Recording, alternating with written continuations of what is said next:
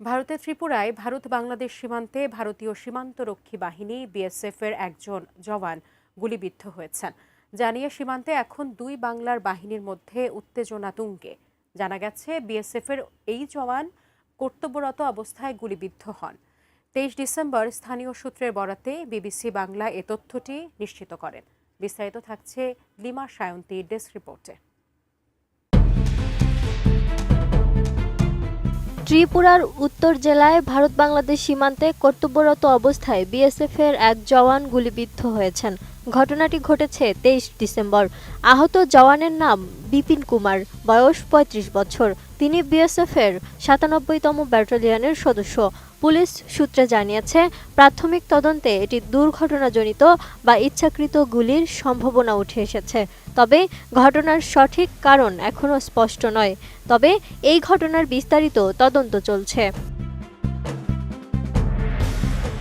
সীমান্তে এ ধরনের ঘটনা অস্বাভাবিক নয়, তবে এক্ষেত্রে কোনো ক্রস বর্ডার ফায়ারিং এর খবর পাওয়া যায়নি।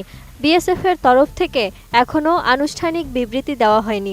পরিস্থিতি নিয়ন্ত্রণে রয়েছে। প্রাথমিক তথ্য অনুসারে তিনি গুলির আঘাতে আহত হয়ে হাসপাতালে ভর্তি হয়েছেন এবং চিকিৎসাধীন রয়েছেন। আমি বুঝি নির্মাণের শিল্প, সালাম স্টিল বোঝে ডিউরেবিলিটি। সালাম still, most durable still.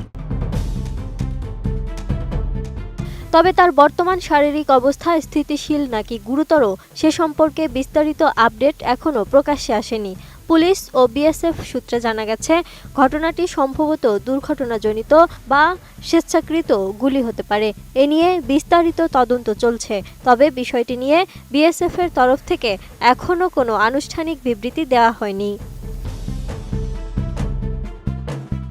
Bharat Bangladesh সীমান্তে ২০২৫ সালে বিভিন্ন ঘটনা ঘটেছে, যার মধ্যে চোরাচালান প্রতিরোধ, অনুপ্রবেশের চেষ্টা, বিএসএফ বিজিবি জওয়ানদের আহত হওয়া এবং কিছু ক্ষেত্রে গুলির ঘটনা উল্লেখযোগ্য।